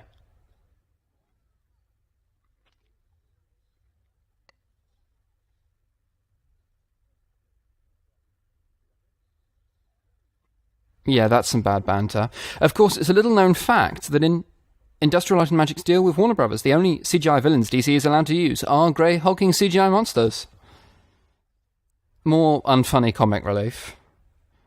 Yeah, what is Cyborg's facial expression in this scene? I'd like someone... He looks confused. I have to say, I like Flash's super speed effect. It looks nice. It looks a lot better than the Flash TV show. Uh-oh, he's falling. Wait, what? Did Batman just catch him whilst he was moving in super speed? Is that even possible? Is this another "because I'm Batman" thing? Yeah, and we're back to confused Cyborg. Yeah, that is bad CGI. Hey mates, I'm taking over for the next few minutes. Full disclosure, I've never seen Justice League, so I have no idea what's happening in this scene. Batfleck's using a gun, yep, that's consistent with what I know about that character. Oh, Khal Drogo, oh, he just got the shit kicked out of him, Jesus. Not Iron Man is in this movie, that's good. Now do I see it? I see a big grey CGI villain. That's different. Good for you, DC. Good job. Wonder Woman can shoot lasers in this universe, I guess? Is that what that was? What the hell? Wait, now what the hell is this? Is this movie not set on Earth? Is this a geostorm? Is that what's happening? Who's this? What's happening here? Jeremy Irons. He's so good. He was the only good part of Batman v Superman, wasn't he? Flash in his weird plastic suit. Running like a man who has never run anywhere. Wait, was that a joke? Is Barry Allen an idiot in this universe? Like, jeez. Wonder Woman's pretty good. I like Gal Gadot as that character. Khal Drogo looks like he's having fun, doesn't he? He looks like he's happy to be here. Good for him. Big gray dude is still big and gray. Not very interesting. Just swatting superheroes. Look, I didn't see Justice League because I've spent enough of my time and money on disappointing DC films lately. But this, I am genuinely struggling to get through like 3 minutes of this. Like, why does Batman look so confused by the concept of ammo? Surely he understands how guns work. Big gray dude is choking out not Iron Man again. That's his go-to move, I guess. That's like twice in 2 minutes. Oh boy. This is not good. I am not all in. That's horrible dialoguing. Sad Superman's in this movie. I think that's already more dialogue than he got in all of Batman v Superman, if I'm not mistaken. Batfleck looks happy, I guess. Alright. Brother. CGI flying's not very good, is it? I don't think Henry Cavill wants to be in this movie. I mean, I can't blame him, I guess, but alright, that punch was pretty cool. Superman's still just wrecking buildings and punching shit through walls. That's his MO in this universe.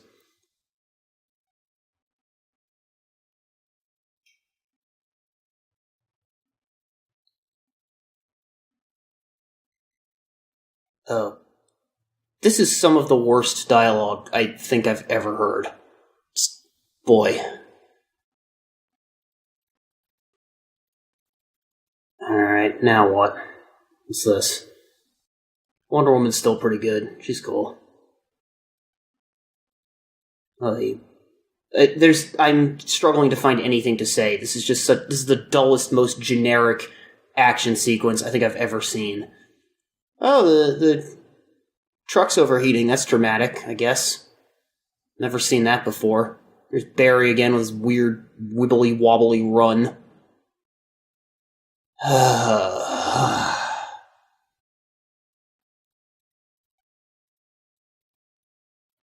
Boy, this is...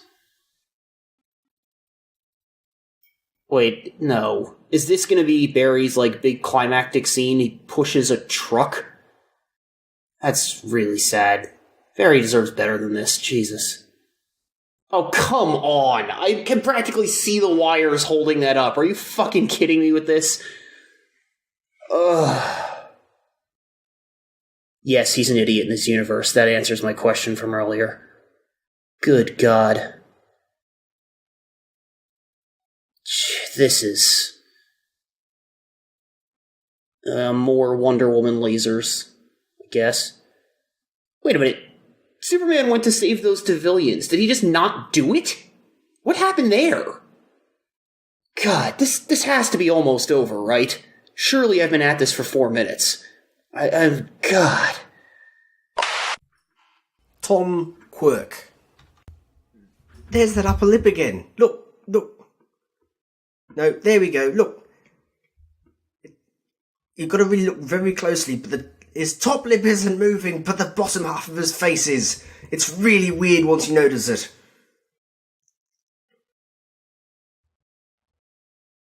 Yep, there we go.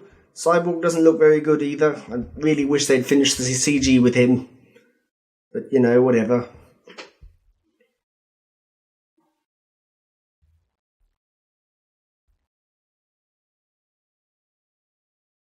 Batman looks so weird in this film. It's the lighting, maybe. Do you wish that Superman had always been like this? Happy and quippy and fun. And look, Cyborg's finally acting like Cyborg as well. Why couldn't he have been like that this whole film? It's just jarring. It's so jarring. I think the Whedon ideas were good, but... Oh, here we go. Look, it's the non-character. He was never threatening. That was Steppenwolf's big problem. I never got the sense that he was even remotely a threat. And look at him. Gets the crap beaten out of him. And everyone says, destroyer of worlds. He lives only to conquer. He doesn't accomplish anything in this film. That's his issue. That and he looks like a PS2 character. Am I the only one who thinks that maybe Wonder Woman was given the big finishing move, because her film just blew up and I don't think they were expecting it. So they thought, this film got barely any Wonder Woman in it. We better give her something big to do so she can destroy the Axe. Also, why does Steppenwolf's goons try to kill him? I mean, why would you have an army who will just turn on you like that? It's so dumb. It's such a dumb thing, but the film isn't quite self-aware enough for that to be funny. Oh well. At least we probably won't be seeing Steppenwolf again. We'll be seeing Darkseid, who will probably have the exact same personality as Steppenwolf. Because Zack Snyder doesn't know how to do villains that aren't just CG world-conquering things.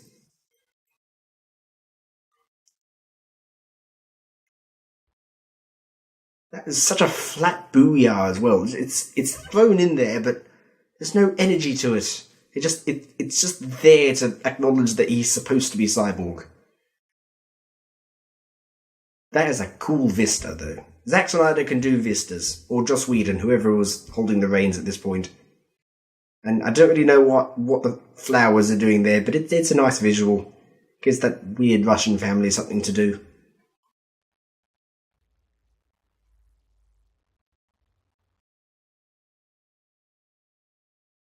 Oh. Here we go. I mean, I know that they're somehow the only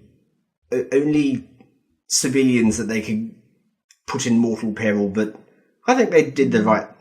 They accomplished something sort of with that. Oh, this is silly. I mean, I accept that doing silly things with his money is kind of Bruce Wayne's thing. It is a very Bruce Wayne move to buy the bank, but just trying to make it as if Bruce Wayne and Superman are pals again, it was such a jarring course correction. It's really hard to buy. I wonder if we'll see more of Ben Affleck as Bruce Wayne. Probably not. Oh, look. You know, I really, really didn't like Ezra Miller as the Flash. I just found him awkward and cringy. But I do hope that he gets something good to do. Talented actor, but yeah. And also Billy Crudup as his dad feels kind of wasted.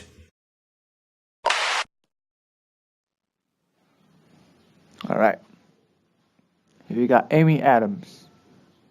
She's so pretty, I love her. Really, and she's such a good actor too. God damn. Darkness. It's not the absence of light. Yes, it is.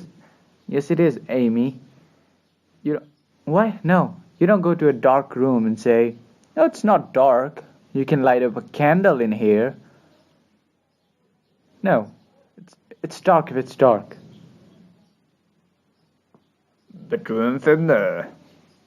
Yeah, that's pretty cool. Who do you think they'll get for the Justice League next? People say Green Lantern, but I really think they'll get Iron Man.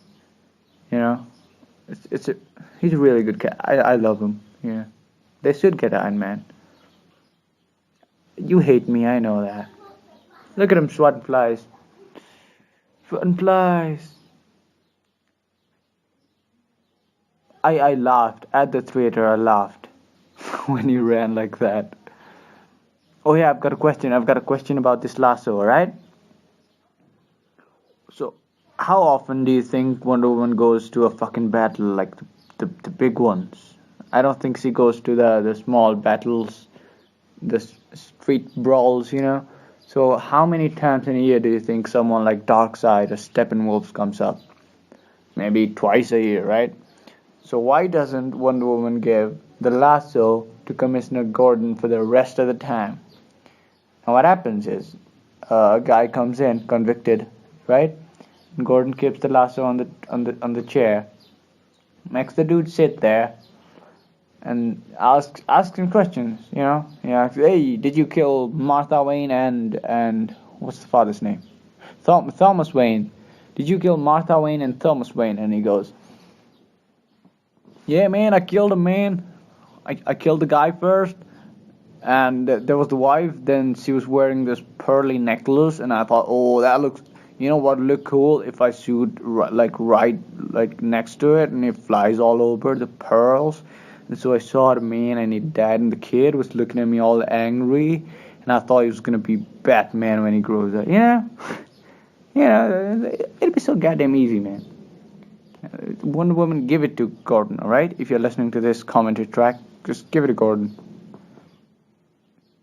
And I've got credits. How about that?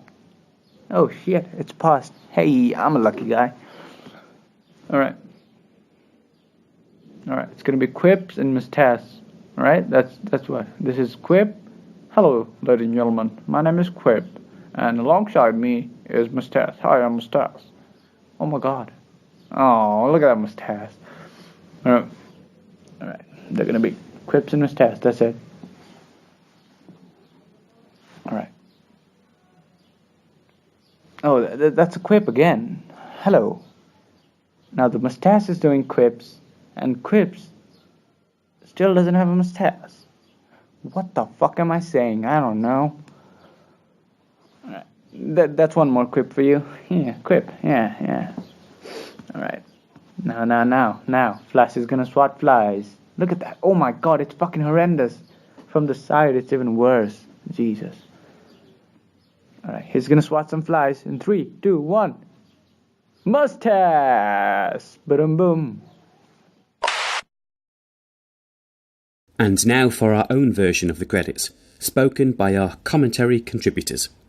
Don't forget about the post-credits scene, as yes, we've done that part as well. My name is Dusty. I live on the island of Kauai in Hawaii. I built a router out of a coconut so that I can be the first commentator. And yeah, if you want to find me, please don't. I'm a busy man. Hope you had fun. Peace. What's going on? This is Daniel Spring, hoping you had a great time listening to the commentary. I hope the commentary made the movie a little bit more bearable. Just kidding, it's all good. If you enjoyed the movie genuinely, then that's great, and I'm jealous of you. Anyway, I'm from the 10 for 10 podcast. You can find us on Twitter at 10 for 10 pod, YouTube, as well as Facebook, the 10 for 10 podcast, and most importantly, Podbean, where we are just the 10 for 10 podcast. I really hope you enjoyed it. Have a fantastic day. I love you. Bye-bye now. Ladies and gentlemen, boys and girls, children of all ages, this is Phil Better from the Phil Better Show in beautiful Montreal, Canada. Just shouting out to Ross Barber who put this thing together. Hi, this is Colin. You can find me on Twitter at Scorpo Stories. I'm doing the third bit of the audio commentary.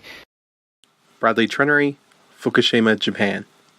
Yes, that Fukushima. I glow. This sexy voice that you're listening to is brought to you by Aaron Spate. I'm from Kent in England. If you don't know where that is, look it up.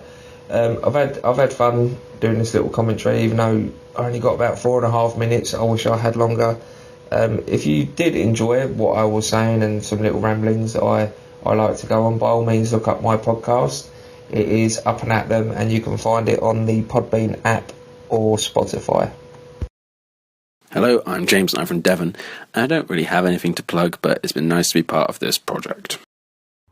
Hi, I'm Harry Chappell. I was the commentator for the bit where the Themyscirans shoot that arrow into the big Greek monument or whatever and let Wonder Woman know, and also that really boring scene with Martha Kent and Lois Lane. So first I'd like to plug my business, if that's alright. I'm self-employed as a web developer, so if any of you need a website from a great mate, then go to hcdigital.co.uk. Thank you. Okay, calling myself a great mate out loud actually sounds really egotistical. It's weird. And I've also got 2 podcasts, which maybe you'll like, maybe you won't. So one's called Beyond the Box Set, where we pitch prequels, sequels or spin-offs to films that don't have any. So like what would happen if there was a sequel to Matilda where the Trunchbull gets powers.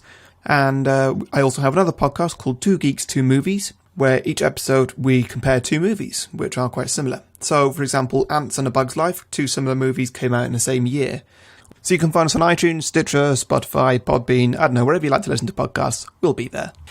So thanks very much for listening to me, and thanks for letting me be a part of the commentary. I'm looking forward to doing the next one if I'm accepted. Hi, I'm Tyler of Tyler Hunt and James Mahoney. We're from Littlehampton, England. Woo! I'm Thor Bjork, and I'm from New Braunfels, Texas. Hi, I'm Noah Struby. I'm from Wisconsin, which is part of the United States, but you probably already knew that. Hi, my name's David Roberts. I'm a lawyer, I'm a criminal prosecutor who works in London, and I'm currently living in Brussels for the next 6 months trying to sort out Brexit. I don't really have anything else to plug, don't really have anything else to say, so cheers, thanks for watching. Hi, my name is Vittorio Giaquinta. You can call me Vito. I'm from beautiful British Columbia in Canada, city of Victoria on Vancouver Island. Yeah, that's it. I'm definitely not recording this on the toilet. That's all. Right, well, thanks for having me on this Planet Broadcasting Great Mates commentary track project. I hope next time we do a film that's like better. I don't know, more fun. I'm kidding, it's fine. My name's Alex Ryan. I'm from Canterbury, Kent, in the UK. I podcast at Alex and Alex Podcast. I blog at joysandpassions.wordpress.com, and I tweet things at AlexTRyan27 on Twitter. So hit me up. Yeah, good stuff. Good, cool. That's alright. Hi, I'm Daniel Roy from Orpington in Kent, southeast England. Now I live in the south of Spain in Malaga with my lovely wife Fancy. So yeah, I'm married, bitch.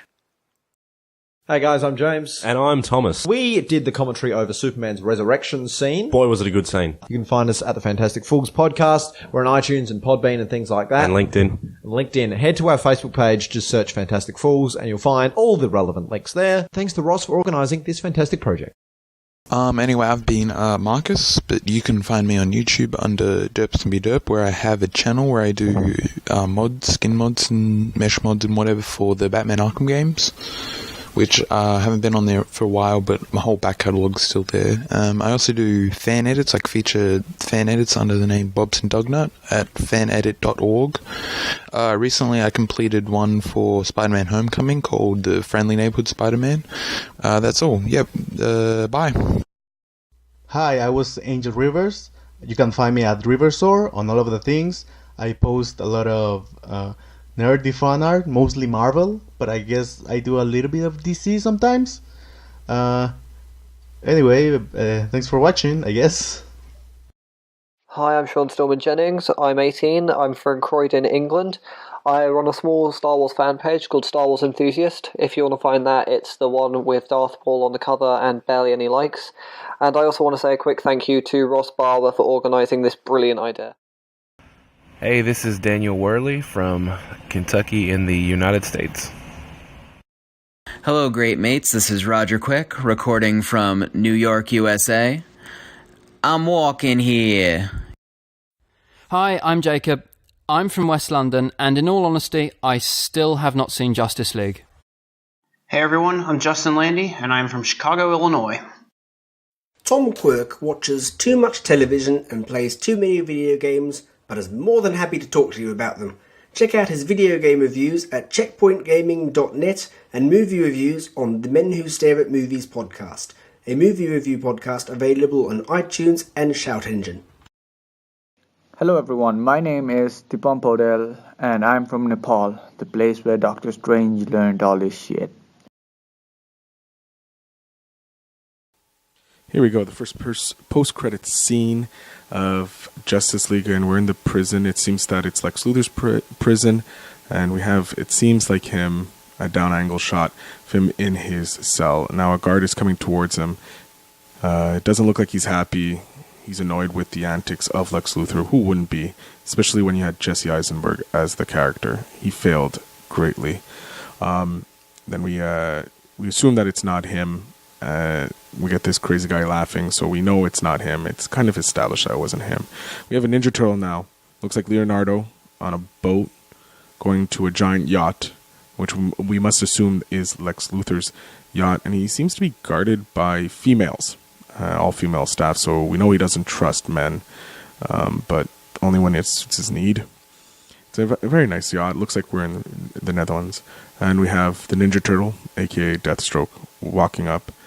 And then we have a different style than what it was from Batman vs. Superman. He seems to be more Gene Hackman style with the suit. Now they're talking about maybe creating a league, and Deathstroke has a metallic voice, robotic, and I don't know if I really like him with the complete bleached out blonde white hair, and it's really weird. And they're like a League of Our Own, which reminisced me of the movie with Tom Hanks, Rosie O'Donnell, and Madonna. So that was the end credits there, and then we get the world being held up by Atlas.